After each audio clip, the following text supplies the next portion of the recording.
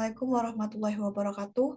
Halo semuanya, selamat datang di video presentasi akhir dari mata kuliah Perancangan dan Analisa Algoritma, Universitas Maritim Raja Ali Haji.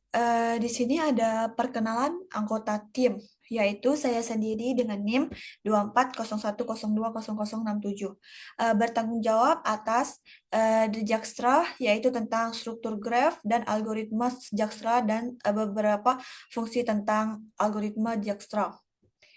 Yang kedua ada Ridhoi Trimanialase, bertanggung jawab atas UI/JX, yaitu tentang komponen antarmuka dan integrasi rute.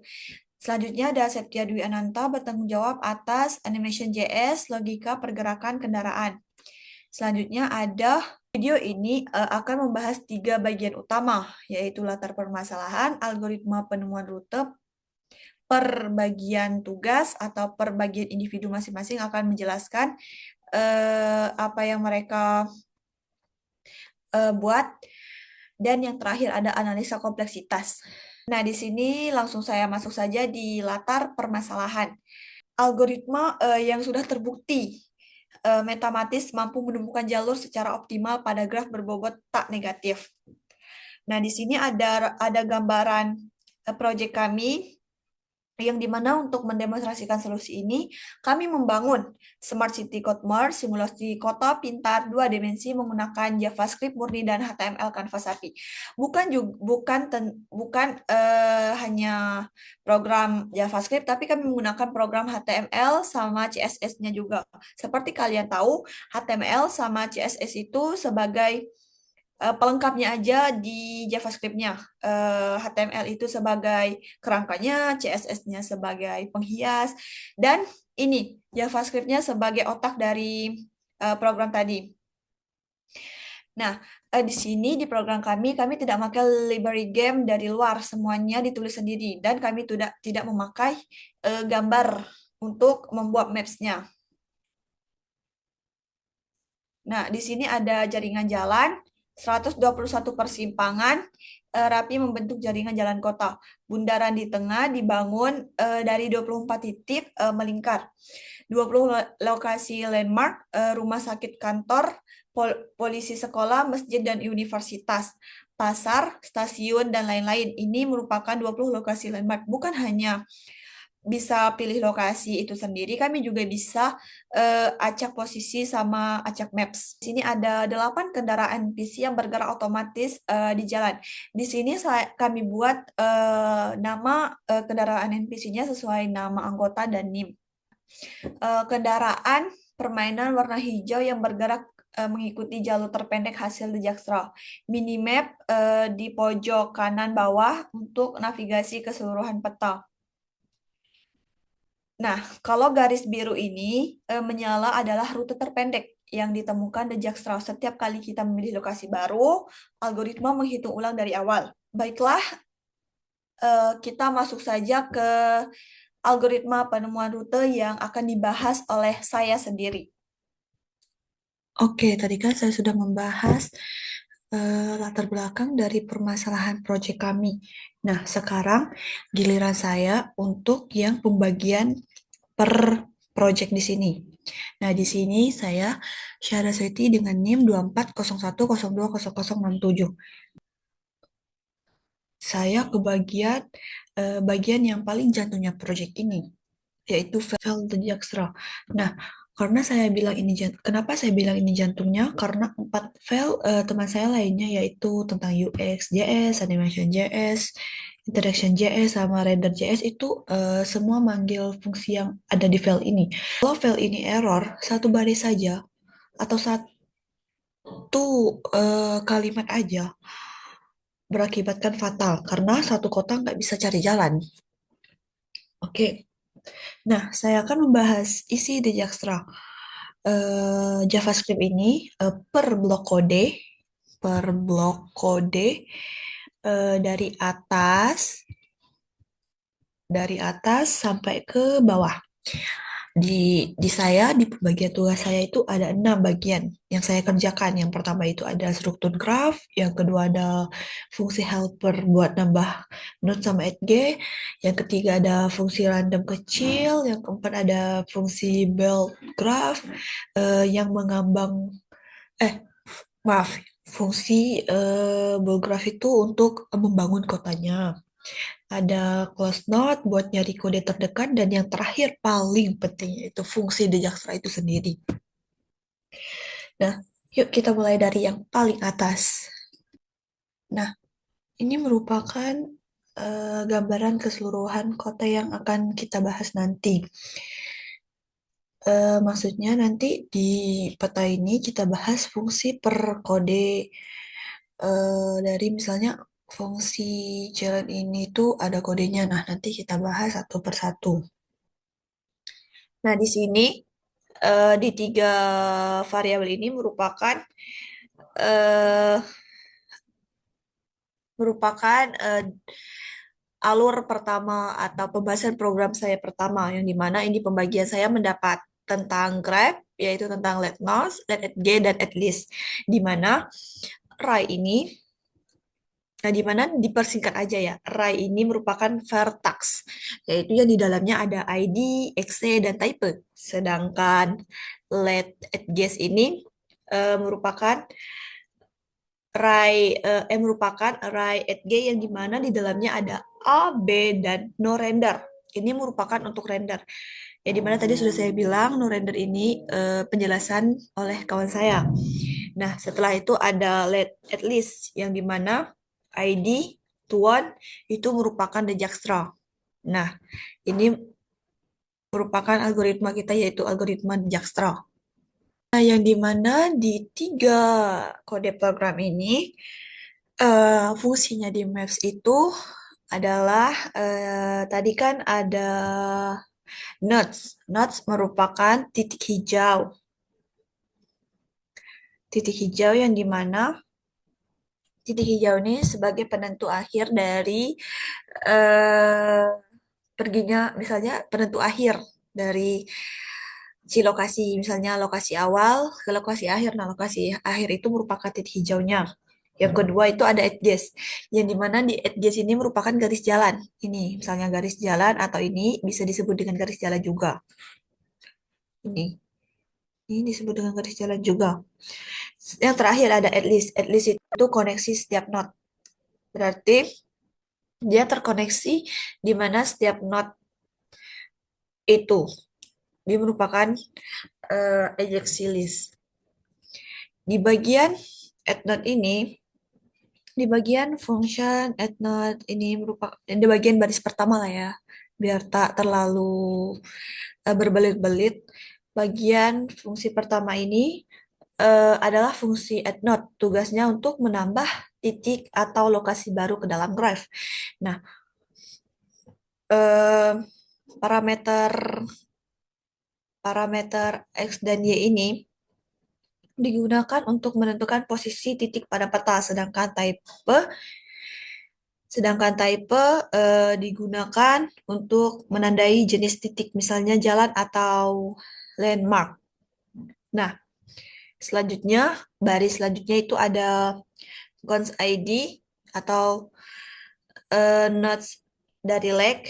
Nah, baris ini membuat ID secara otomatis berdasarkan jumlah node yang sudah ada. Jadi, setiap node pasti punya ID yang berbeda dan tidak akan tertukar. Selanjutnya, baris selanjutnya ada fungsinya, ada at least. Maaf. Fungsinya ada node disimpan ke dalam array nodes. Nah, berarti ini node disimpan ke dalam array nodes. Nah, ini yang paling penting banget. Di sini dibuat slot kosong pada agency list untuk node yang baru. Nantinya slot ini digunakan untuk menyimpan eh, hubungan atau tetangga dari node tersebut. Seperti yang teman-teman tahu lah ya, Return ID ini fungsinya yaitu fungsi terakhir untuk mengembalikan ID node yang baru dibuat supaya bisa digunakan saat membuat koneksi atau add-G. Selanjutnya ada function add-G. Function add-G yang dimana kalau fungsi sebelumnya membuat titik, fungsi add-G ini digunakan untuk menghubungkan dua titik tersebut. Nah, parameter A ini, parameter A ini dan parameter B ini adalah ID dari dua node yang ingin dihubungkan. Nah, selanjutnya ada baris yang selanjutnya penjelasannya yaitu baris ini tuh berfungsi sebagai pengaman ya. Jika salah satu node tidak ada atau node yang dipilih sama, maka proses langsung dihentikan agar tidak terjadinya error. Berarti ini penting dari function add-G. Nah, selanjutnya di sini ada eh, baris program selanjutnya di mana baris ini tuh menghitung jarak antara dua node menggunakan rumus jarak Euclidean, yaitu nilai jarak ini nantinya menjadi bobot atau cons yang dipakai oleh algoritma Dijkstra. Nah, selanjutnya ada eh, at least. Selanjutnya ada edge list yang dimana graf yang digunakan bersifat dua arah A dan B. Maka node B juga dihubungkan kembali ke node A. Selanjutnya di terakhir baris dari function add_G itu data koneksi disimpan ke dalam array add_G supaya bisa ditampilkan atau digambar pada peta. Kesimpulan singkat dari function add_G ini, jadi gini sederhananya itu, gunakan dari function add_G ini, fungsi add_node. Add_node itu digunakan untuk membuat titik atau lokasi baru pada peta sebagai fungsi. Kalau fungsi add_G itu digunakan untuk menghubungkan titik-titik tersebut. Nah, selain membuat koneksi, fungsi add_G juga otomatis menghitung jarak antar titik yang nantinya dipakai oleh algoritma Dijkstra untuk mencari jalur terpendek. Ada fungsi bootstrap. Graph. Tugasnya membangun seluruh jaringan jalan kota dari nol. Dipanggil sekali waktu game dimulai dan dipanggil lagi tiap kali tombol acak maps ditentukan. Nah, di sini saya bagi penjelasannya menjadi 3 langkah. Selanjutnya itu ada cons AV dari fungsi bulk graph. Nah, di garis ini kita menyimpan koordinat X atau posisi mendatar. Jadi nanti titik-titik persimpangan akan dibuat mengikuti koordinat yang ada di sini. Sama juga dengan ini, tapi ini nilai koordinatnya bersumbu Y atau posisi tegaknya. Jadi koordinat X dan Y ini nanti digabung untuk menentukan posisi setiap titik di peta. Kalau bagian baris ini tuh di sini saya bikin wadah kosong dulu buat nyimpan data node yang nanti dibuat. Kalau baris terakhir dari function bool graph itu eh, ini bagian programan memulai membaca semua koordinat Y satu per satu. Baris ini dibikin tempat menyimpan untuk setiap baris pada grid supaya datanya lebih rapi. Ini tadi menyimpan data agar lebih rapi. Kalau ini itu pemrograman membaca semua koordinat Y. Nah, jadi bisalah dibilang program ini tuh nyapu dari kiri ke kanan gitu. Kalau yang ini sampai inter itu merupakan node atau titik persimpangan dibuat. Jadi setiap koordinat X dan Y itu yang ketemu akan dibuat menjadi satu not baru. Seperti kata inter ini. Seperti kata inter ini, di sini menandakan kalau not tersebut adalah persimpangan jalan. Nah, selanjutnya itu kita masuk ke bundaran tengah. Fungsi dari bundaran tengah yang di mana radius jalan bundaran 160 titik tengah jalan bundaran. Not digusur setiap 15 derajat sama dengan 24 knot mobil berjalan smooth di atas jalan. Nah, di sini saya akan menjelaskan baris per baris dari kode bundaran yang di mana di sini baris pertama itu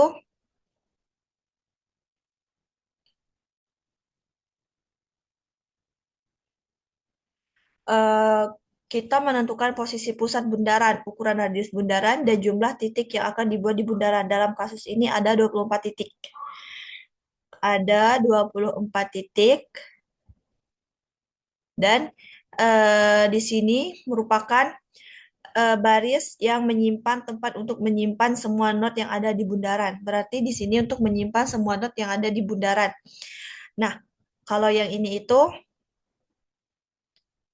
eh, di sini program mulai melakukan perulangan sebanyak 24 kali untuk membuat 24 not yang mengelilingi bundaran.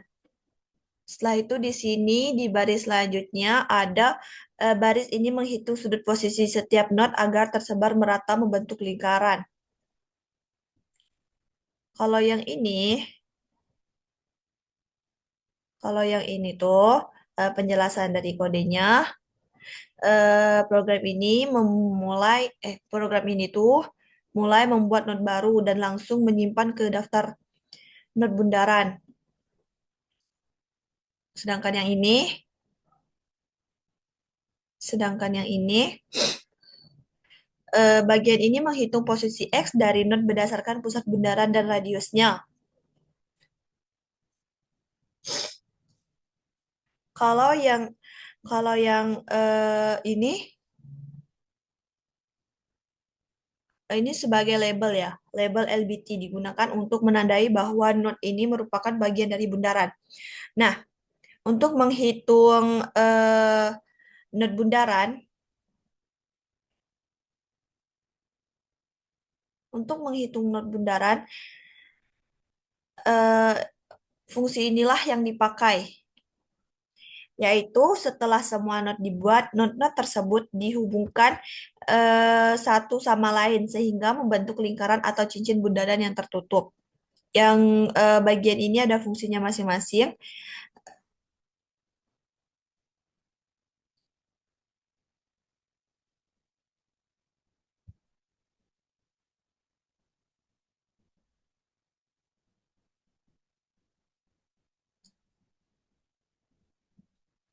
Oke, selanjutnya untuk yang bundaran ini saya juga menampilkan ilustrasinya supaya lebih dipahami. Kalau hasil kode tadi bisa dilihat dari gambar ini, bundaran di tengah dibuat dari 24 not. Berarti bundaran ini dibuat dari 24 not yang disusun melingkar. Setelah itu, bundaran dihubungkan ke jalan dari tempat arah, yaitu arah kanan, bawah, dan kiri. Bisa dia terhubung ke sini, ke sini, ke sini, ke sini. Atas, kiri, bawah, dan kanan. Di sini. Nah, function include note yang dimana di function ini tuh mempunyai pembahasan dari per baris kodenya, yang dimana eh, for for each for each ini merupakan bagian program mulai mengecek semua not yang ada di peta satu persatu untuk menentukan jalan mana yang akan dihubungkan.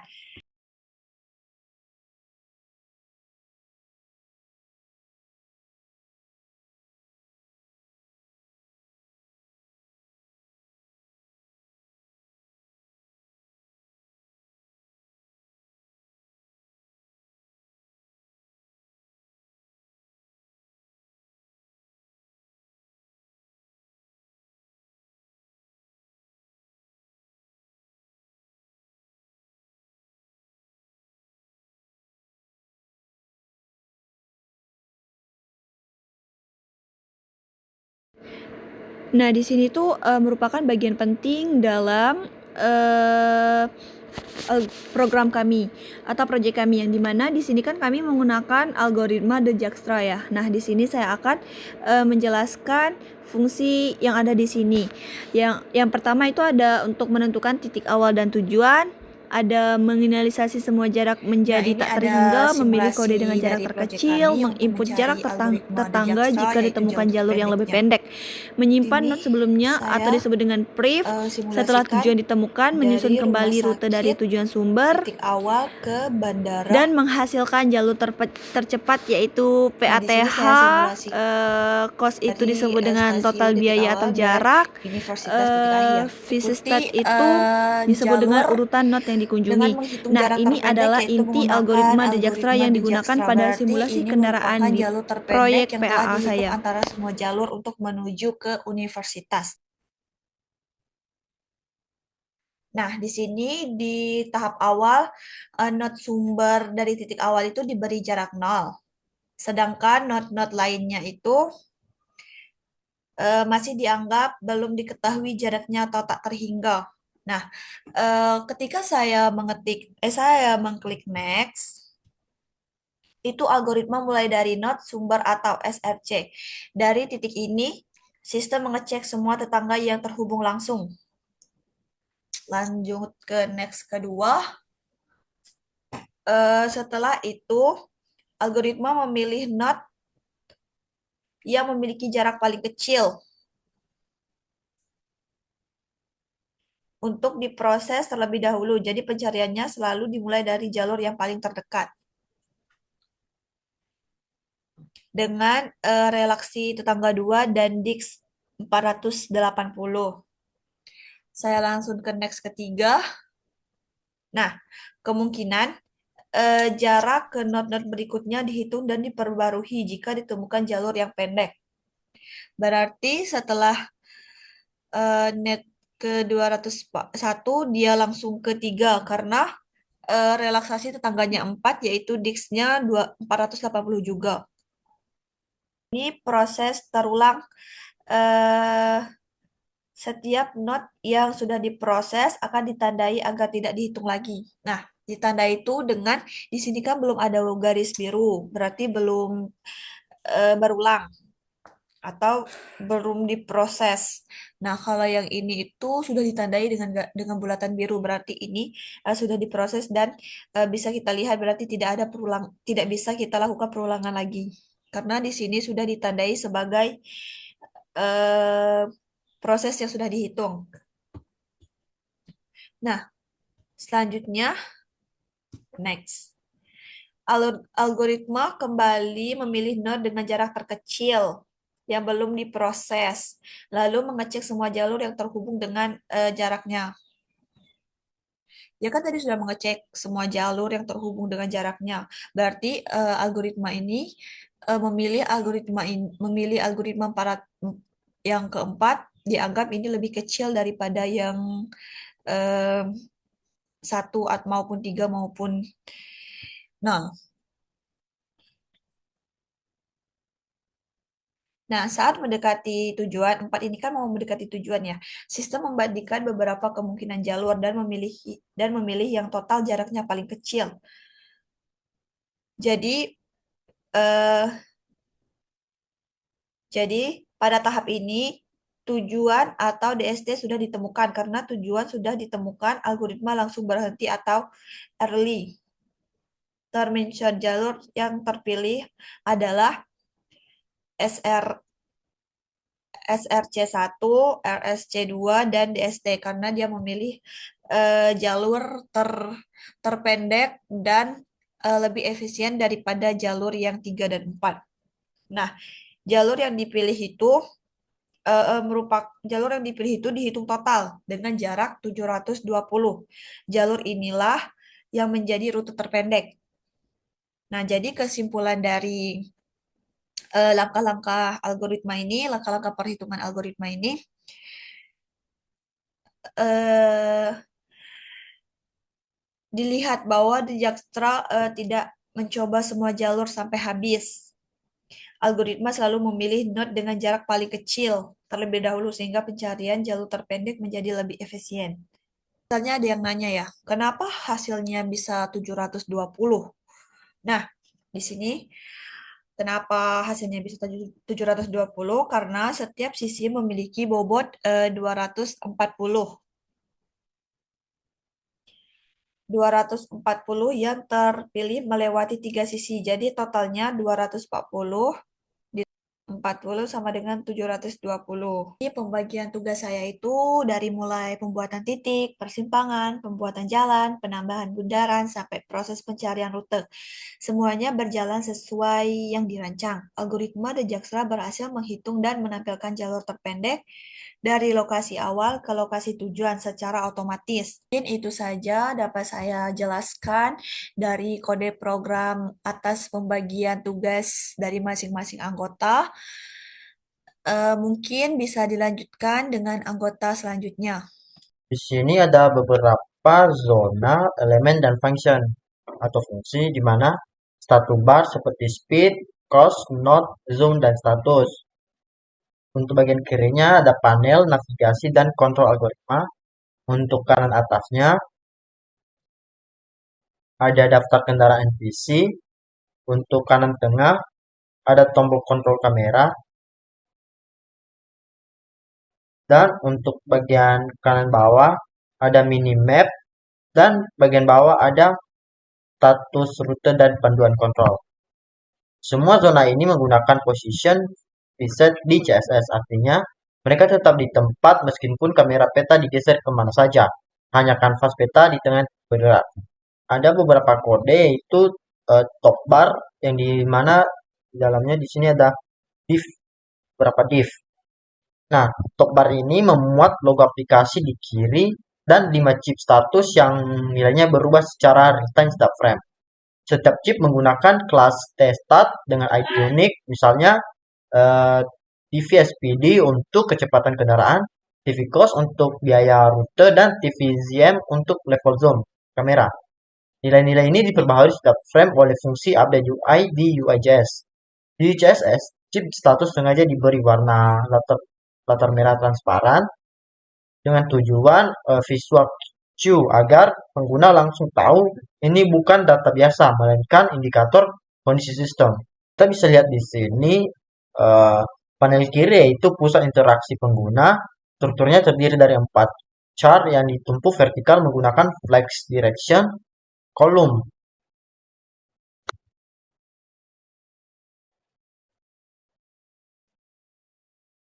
Yang chart pertama itu navigasi rute.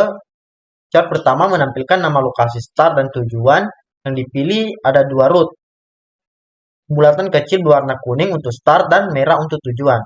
Dengan efek box shadow glow agar mudah dibedakan secara visual. Di antara keduanya ada teks Dijkstra Shortest Path sebagai penanda visual bahwa algoritma yang bekerja di bawahnya adalah Dijkstra. Untuk chart 2, untuk bagian pilih lokasi, chart kedua adalah grid 20 tombol lokasi yang dihasilkan secara dinamis oleh build BTNS di UI.js. Tapi strukturnya grid 3 kolom sudah disiapkan di indeks HTML lewat kelas logGrid dengan grid template column.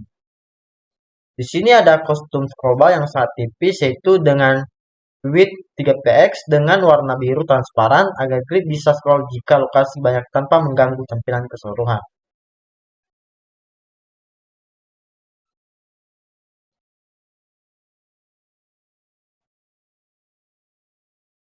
Saat diklik sekali, tombol mendapat kelas ls yang menghubungkan border jadi kuning.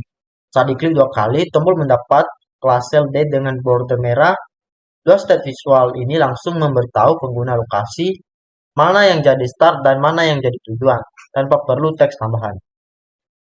Untuk kartu ketiga ini itu chart acak, di mana ada 2 tombol aksi cepat yaitu acak posisi dan acak map dengan warna berbeda, hijau untuk posisi dan biru untuk peta. Pemilihan warna ini bukan kebetulan. Hijau secara konvensional berarti jalankan atau coba sesuatu, sedangkan biru berarti ubah peta atau konfigurasi. Sedangkan untuk kartu keempat yaitu Dijkstra Engine. Pada informasi algoritma status, visit, pathLength, distance, di bawahnya ada progress bar yang dianimasikan CSS Transition untuk memberi kesan bahwa Dijkstra sedang bekerja.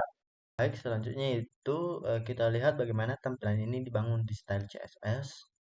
Seluruh aplikasi menggunakan palet warna gelap dengan aksen neon terinspirasi dari estetika antarmuka Smart City atau sistem kontrol di film sci-fi. Di mana warna utamanya di sini yaitu cyan cerah untuk teks painting dan border aktif, layar transparan bertingkat untuk background card, kuning emas untuk penanda start, merah untuk penanda tujuan, orange untuk status aktif atau running. Semua warna background menggunakan RGBA dengan alpha sangat rendah agar kanvas peta di belakang tetap bisa terlihat samar, menciptakan kesan overlay yang tidak memblokir. Untuk tipografi, aplikasi menggunakan dua font Google Fonts. Yang pertama itu Orbitron, di mana fungsinya di sini yaitu font monospace futuristik untuk angka, judul, dan badge. Dipilih karena karakternya tajam dan mudah dibaca saat menampilkan data real time. Kedua yaitu Rajani, di mana font sans serif dengan karakter tegas untuk teks informasi umum. Kombinasi dua font ini menciptakan hierarki visual yang jelas antara data angka dan teks deskriptif.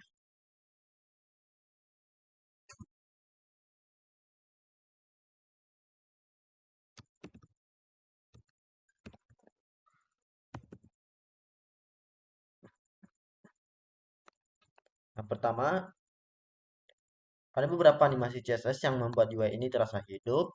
Yang pertama yaitu setiap titik warna di NPC panel menggunakan animation keyframe yang membuat titik berdenyut, mengecil, dan membesar setiap 2 detik. Ini adalah visual indikator bahwa kendaraan sedang aktif bergerak.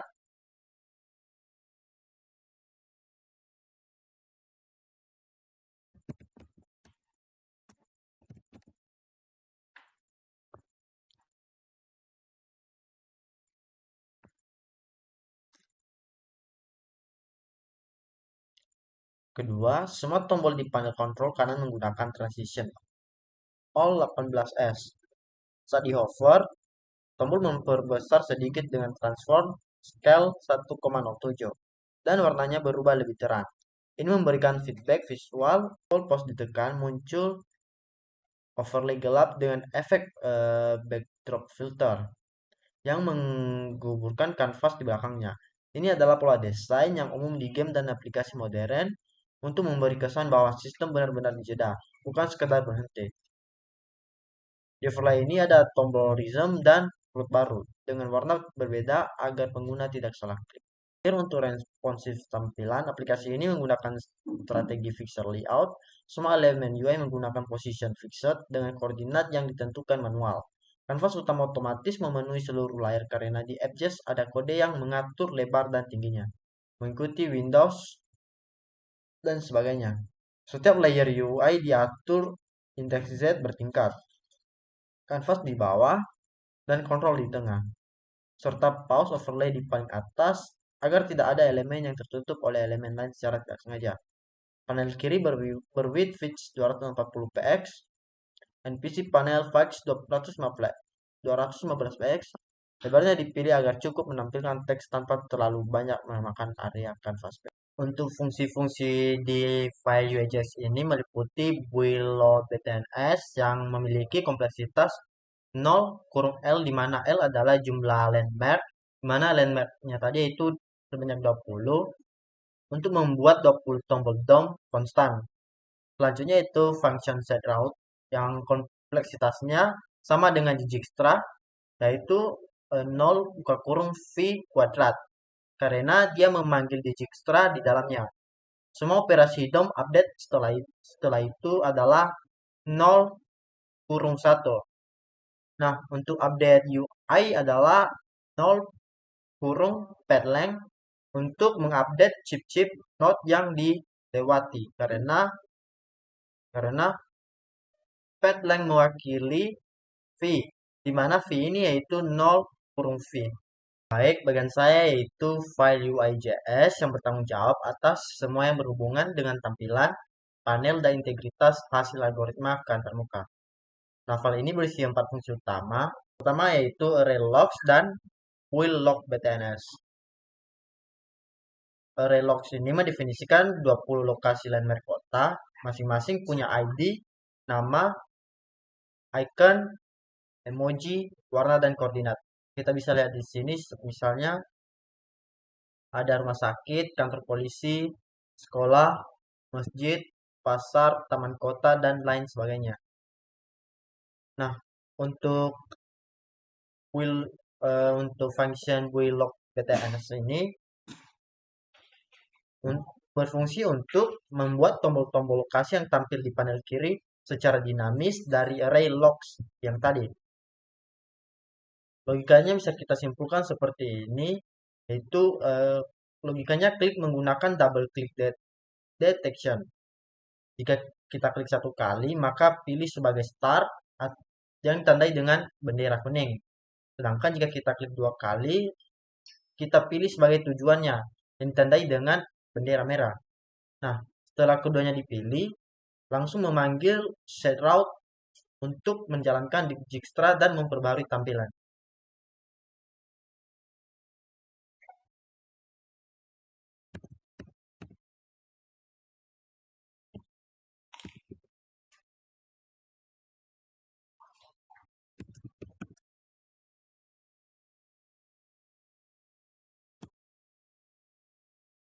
Nah, selanjutnya yaitu function build PC panel dan function update UI. Nah, fungsi build panel ini membuat panel daftar kendaraan NPC di bagian kanan atas layar. Setiap NPC ditampilkan dengan warna, nama, dan tujuan. Rutenya yang diperbarui setiap beberapa frame. Sedangkan function update UI ini dipanggil setiap frame oleh game loop untuk memperbarui nilai-nilai seperti kecepatan, zoom, dan start chip node yang sedang dilewati kendaraan pemain.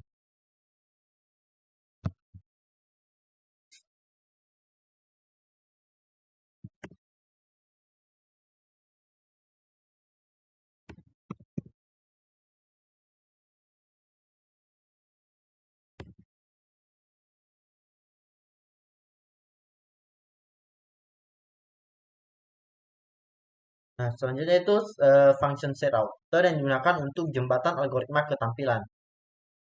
Nah, dan yang paling penting di file ini yaitu setRoute. Ini adalah jembatan antara layar algoritma dan layar tampilan.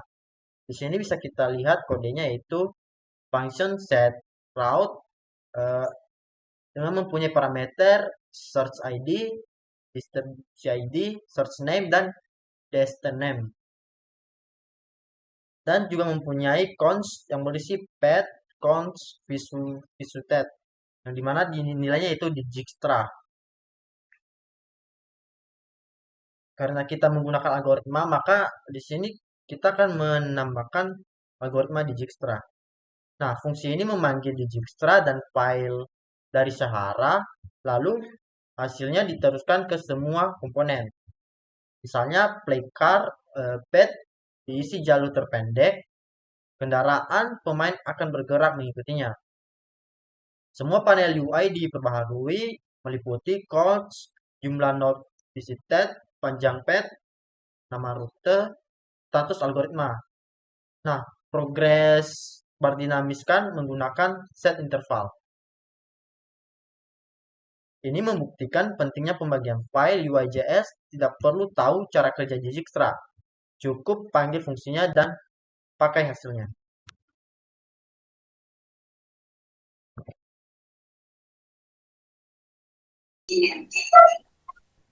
Saya langsung saja di sini pada bagian ini dibuat project Firecar yang berfungsi sebagai kendaraan utama.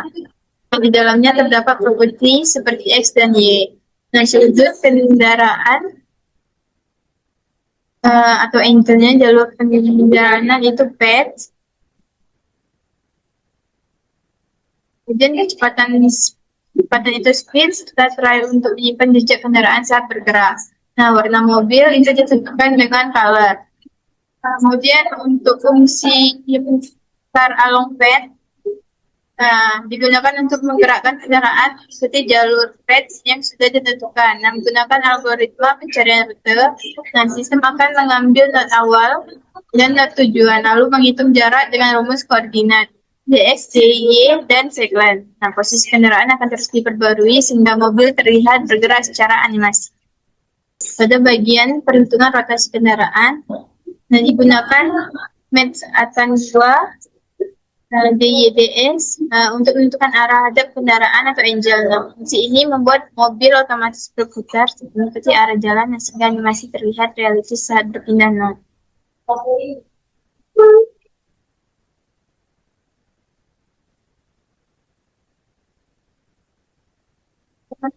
Kemudian jika kendaraan bergerak adalah flyer car, maka sistem menyimpan riwayat posisi kendaraan ke dalam array trial.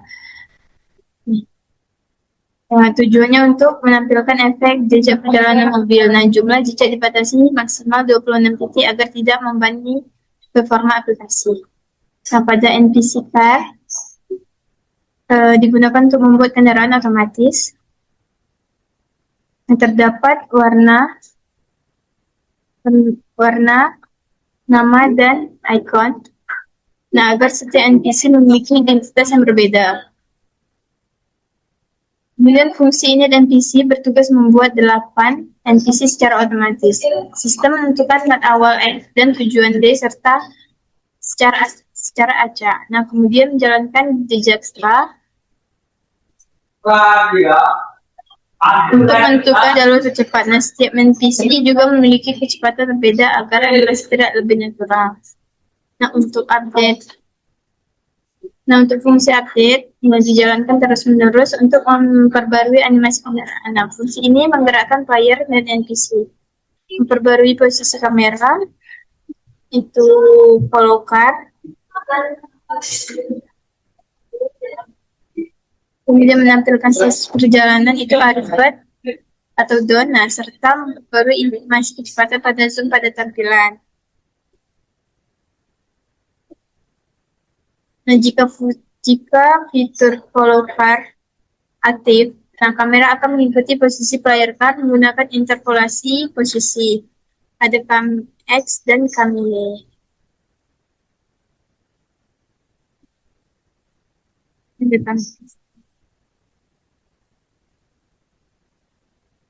Nah, sehingga tampilan itu lebih smooth dan tidak patah-patah.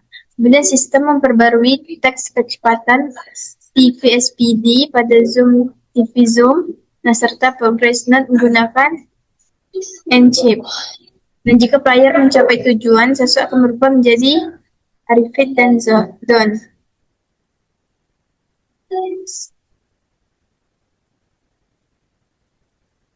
Dan setiap beberapa frame conversion, panel NPC diperbarui untuk menampilkan not tujuan kendaraan. Nah, misalnya not 5. Jika jalur belum tersedia, maka akan muncul status routing. Assalamualaikum warahmatullahi wabarakatuh. Selanjutnya di bagian saya, Gelia Rahman Nurmenda dengan minggu 401-0200 2, di mana bagian saya itu tentang interaksi, variabel kamera, keywordnya, terus itu semua event listener, pause atau touch-nya, di bagian zoom in zoom out, di bagian pause atau resume pause-nya, dan follow dan acak. Baik, pertama di sini saya akan membahas fungsi-fungsi di codingan terlebih dahulu. Di mana di bagian kamera, di bagian cons ini pengaturan kamera yang ada variabelnya, variabel word-nya digunakan untuk menentukan ukuran dunia atau peta simulasi, yaitu saya bikin ukurannya 2800 dikali 2800 unit. Sedangkan di bagian objek M-nya menyimpan posisi kamera dengan tingkat zoom. Lalu di bagian nilai X dan Y-nya diatur ke Word atau 2, sehingga saat aplikasi dibuka atau web dibuka, kamera langsung berada di tengah-tengah gitu. Lanjut di bagian nilai zoom-nya saya beri di sini 0,72 yang dimana digunakan untuk tingkat pembesaran awalnya nanti. Selanjutnya di bagian kode LED is dragging-nya tuh false.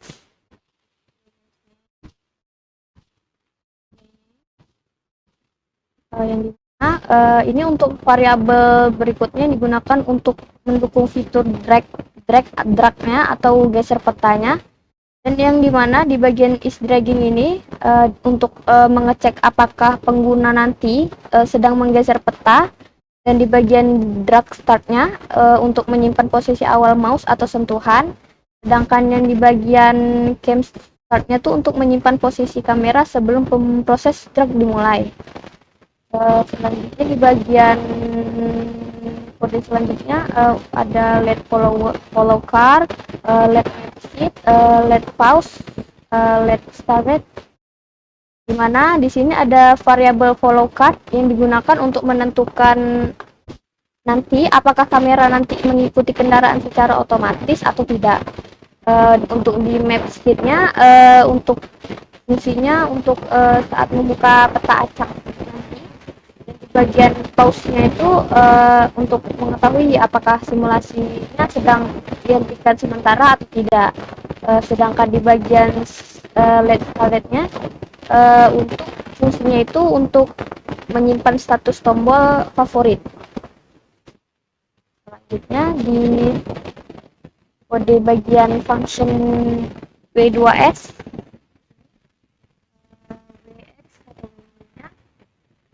function S2Y, S2W, dua fungsi kode ini mengubah koordinat kita, dan untuk fungsi pertama W2S ini untuk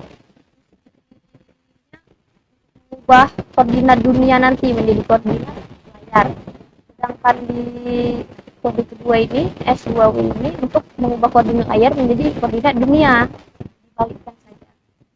Jadi fungsi kedua kode ini sebenarnya penting untuk mengetahui nantinya posisi yang dipilih pengguna pas pengguna ada mengklik peta. Selanjutnya di bagian event listener mouse,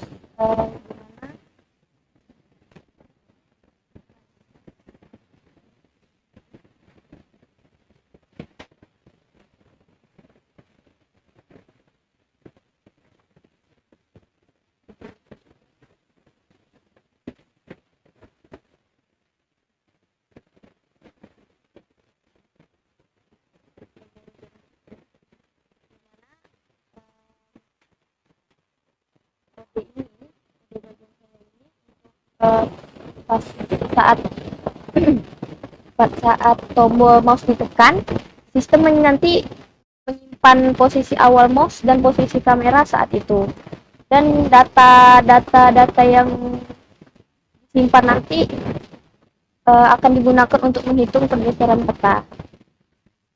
Nah, di bagian mouse, di mana di sini fungsinya untuk ketika mouse digerakkan sambil ditekan, kamera akan berpindah sesuai arah pergerakan mouse, sehingga nanti pengguna dapat menjelajahi peta kemanapun pengguna mau. Selanjutnya di bagian mouse-nya, di mana fungsinya ini untuk jika mouse dilepas, maka sistem nantinya akan memeriksa apakah pengguna melakukan klik atau drag. Jadi jika pengguna mengklik, sistemnya akan mencari titik terdekat, dan jika membuat titik terdekat dan membuat rute menuju titik tujuan. Selanjutnya ada di bagian yang listener-nya. Fungsinya ini untuk digunakan untuk fitur zoom nanti. Jika scroll ke atas akan memperbesar tampilan peta, dan jika kita scroll ke bawah akan memperkecil tampilan peta.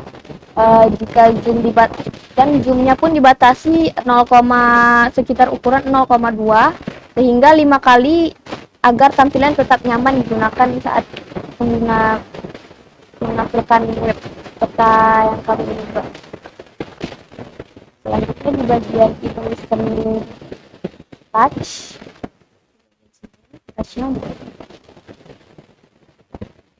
nanti fungsi ini digunakan untuk perangkat mobile, yang dimana cara kerjanya nanti sama seperti mouse, yaitu menggunakannya yang penggunanya nanti dapat menggeser peta menggunakan sentuhan jari pada layar.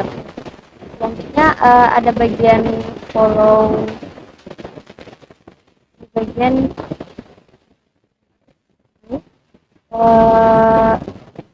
kode dokumen get ini, yang dimana fungsinya untuk tombol follow bagian saya tadi, untuk jika pengguna mengaktifkan atau menonaktifkan mode. Jadi dia tombol follow ini mengikuti kendaraan. Jadi ketika aktif, kamera akan terus bergerak mengikuti posisi kendaraan berjalannya kemana, dan itu dilakukan secara otomatis. Selanjutnya di bagian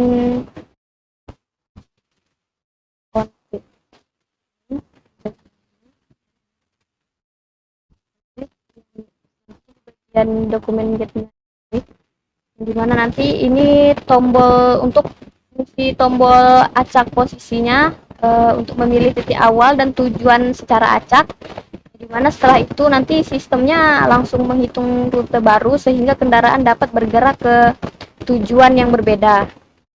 Selanjutnya di bagian tombol acak map,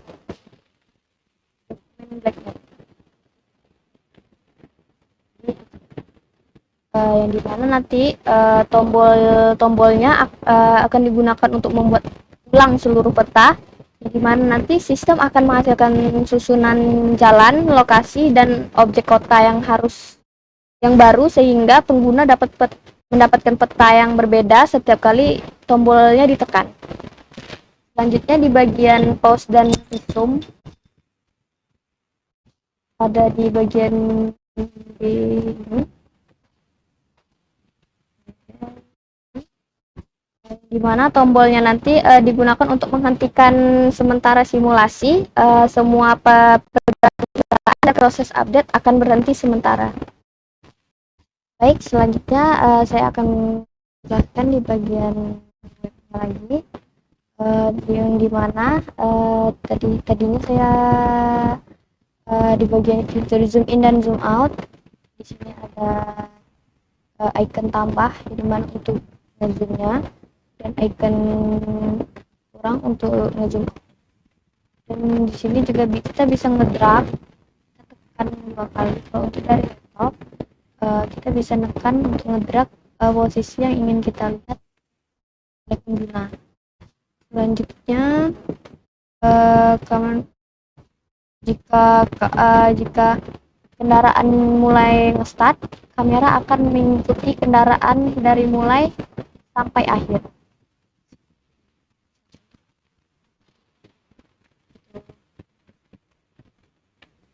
Kita juga bisa ngedrag saat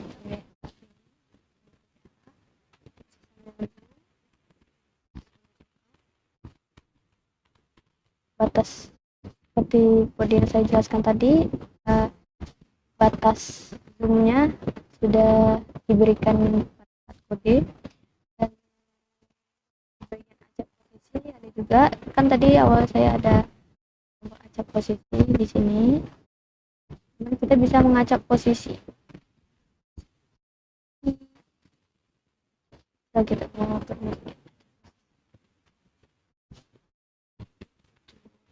mulai tujuan yang kita mau.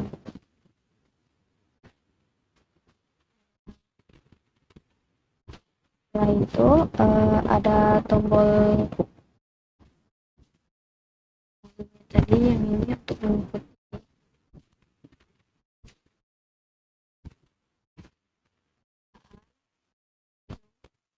Jika kita geser ke atas akan ngezoom, ke bawah akan ngezoom, jika geser ke atas dia akan zoom up tanpa menekan tombol ini juga bisa. Selanjutnya di bagian pause dan resume tadi, kendaraan sedang berjalan, kita bisa pause juga.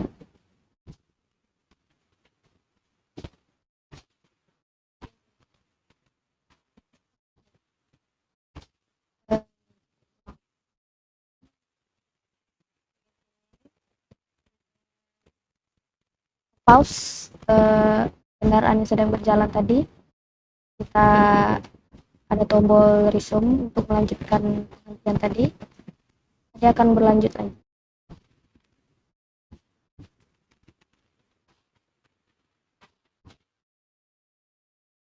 Dan sampai ke tujuan.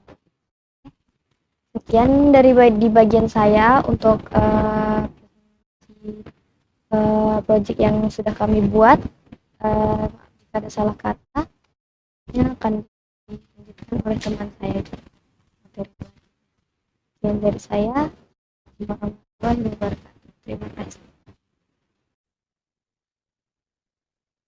Baik, di sini saya akan melanjutkan dari teman saya tadi. Sebelumnya perkenalkan, nama saya Nur Paisyah dengan NIM 240 10263.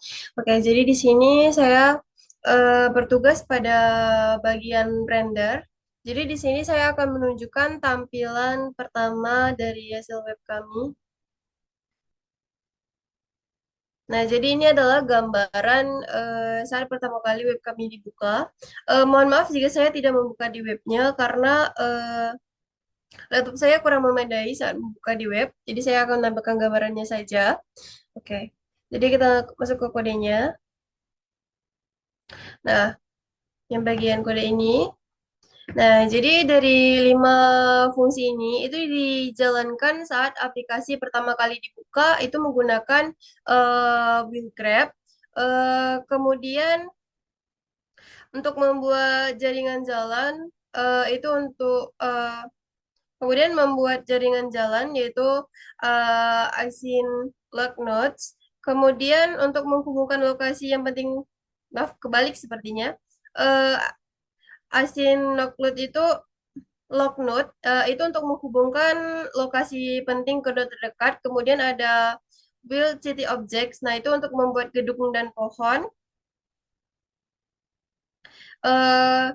Terus untuk build log BTNS ya itu untuk membuat tombol lokasi dan init NPC itu untuk membuat kendaraan NPC-nya.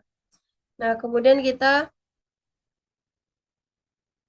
ke gambarannya tadi.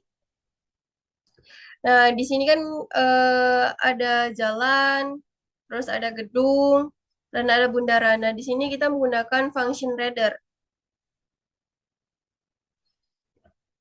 Nah, yang ini.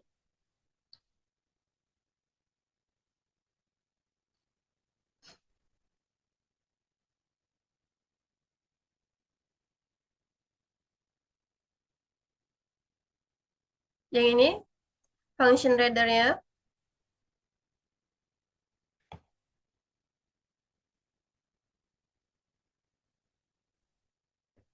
Nah, jadi setiap frame layarnya itu dibersihkan menggunakan clear rect. Kemudian latar belakangnya itu, kemudian latar belakang kotanya itu digambar kembali menggunakan drawback, yang drawback ini. Nah, jadi hal ini itu dilakukan agar gambar yang lama itu tidak menumpuk jadi satu. Kemudian kita ada yang kita perhatikan yang garis jalan pada kota, karena ada garis jalannya. Nah, di situ kita menggunakan kode @gets for ads yang ini, yang jalan grid, skip not render, skip RBT dan skip hidden yang @g for ads. Nah, jadi yang ini tuh sebuah jalannya itu berasal dari data EDG pada Grab, yang dimana program itu membaca pasangan node yang terhubung lalu menggambar jalan di antara keduanya. Nah, di jalan tadi itu, di setiap garis jalannya itu, yang terlihat sebenarnya berasal dari hubungan antar node dalam Grab. Nah, kemudian tadi kan kita ada persimpangan. Yang ini yang persimpang-simpangan ini. Nah, yang eh, yang persimpangan ini yang titik-titik ini untuk titik-titik pertemuannya. Yang ini, yang ini. Nah, itu menggunakan kode nodes for edge.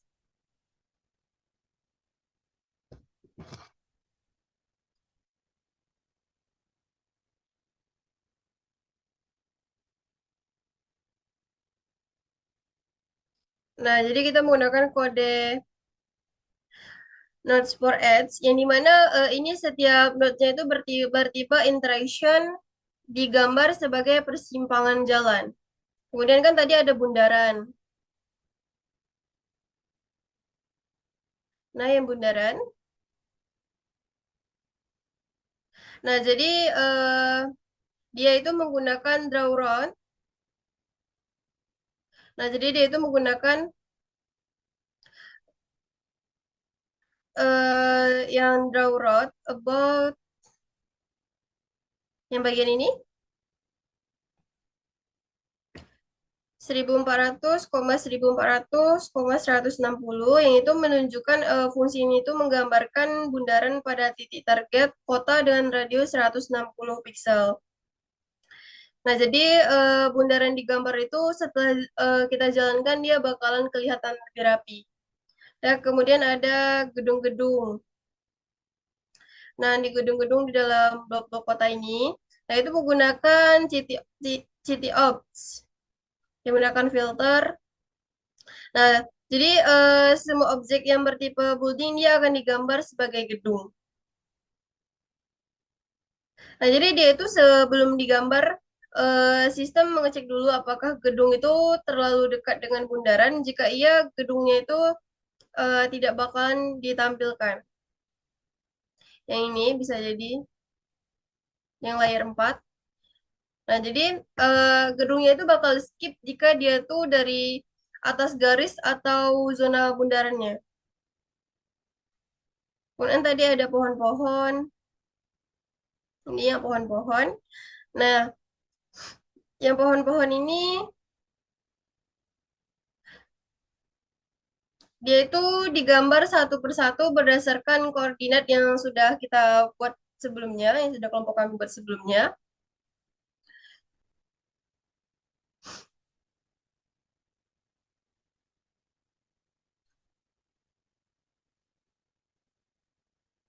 Nah, ini kan ada nih. Tadi kita masuk ke pohon ya. Nah, jadi yang di layer 5 itu ada pohon. Skip jika di atas jalan itu, jika di atas garis jalan atau zona bundarannya, kita pakai city ops filter.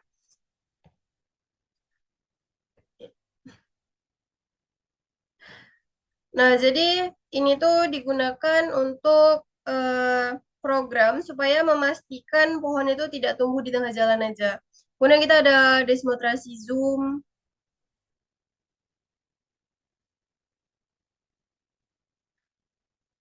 Yang ini ada titik plus dan minus ini untuk zoomnya.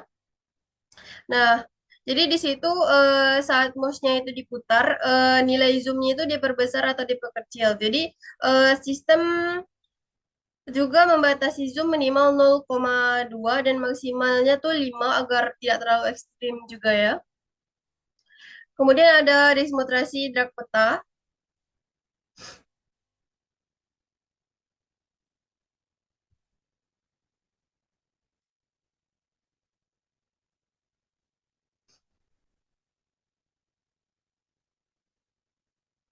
Nah, jadi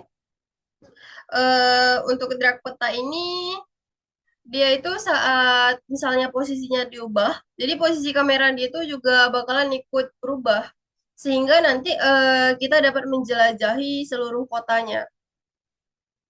Nah, jadi untuk demonstrasi Dijkstra itu yang gambaran ini ada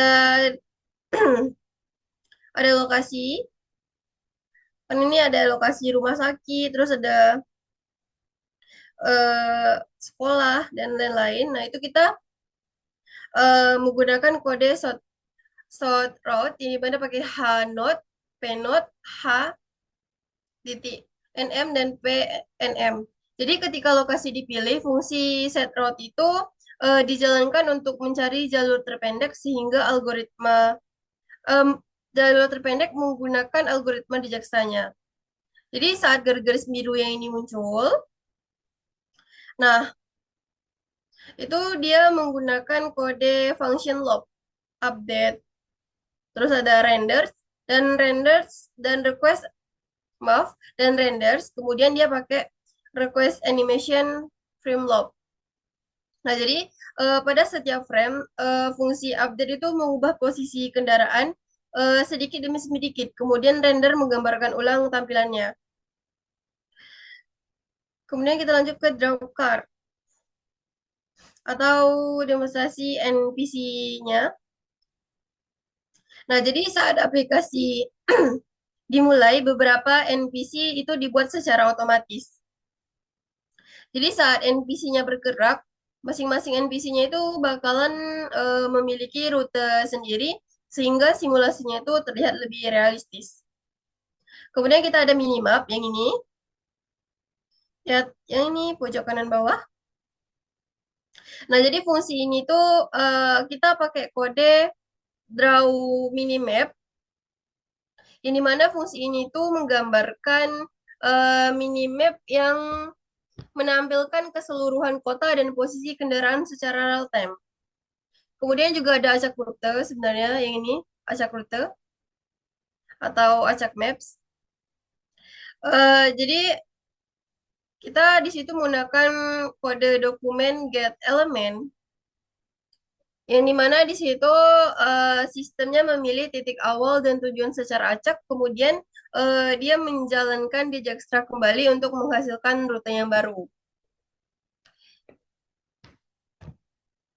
Nah, kalau untuk acak map dan untuk acak map, dia itu seluruh grab dikosongkan lalu dibangun ulang karena itu suasana jalan dia itu dapat berubah. Nah, kita masuk ke pause.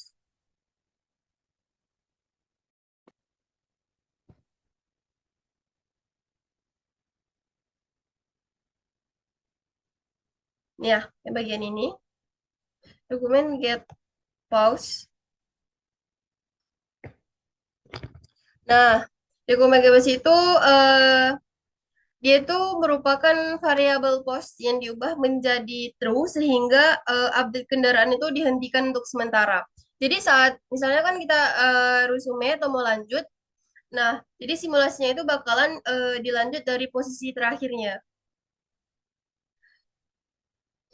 Kemudian ini adalah bagian yang paling pentingnya, yaitu request animation frame loop. Nah, jadi barisan satu ini saja itu merupakan jantung dari simulasi yang kami buat ini. Jadi browsernya itu bakalan terus memanggil fungsi loop sekitar 60 kali per detik karena itulah kendaraan dapat bergerak. Jadi petanya itu dapat diperbaharui dan seluruh animasinya itu bisa berjalan secara real time. Jadi jika tidak ada request animation frame loop ini, maka simulasi yang kami buat sama sekali tidak bakalan jalan seperti itu.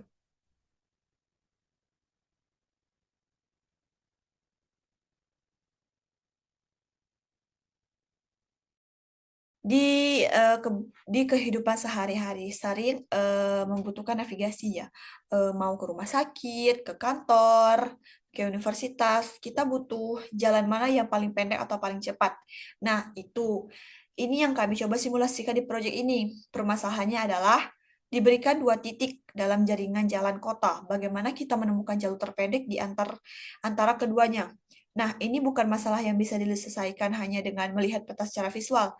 Bayangkan, sebuah kota dengan ratusan persimpangan dan ribuan kemungkinan rute. Tanpa algoritma yang tepat, kita tidak akan tahu mana yang terpendek. Masalah ini dikenal sebagai short path problem. Nah, yang dimana salah satu masalah paling fundamentalnya dalam ilmu komputer yang dipakai di Google Maps, routing jalan, routing jaringan internet, mengirim logistik, dan masih banyak lagi. Nah, untuk menyelesaikan, kami menggunakan algoritma Dijkstra.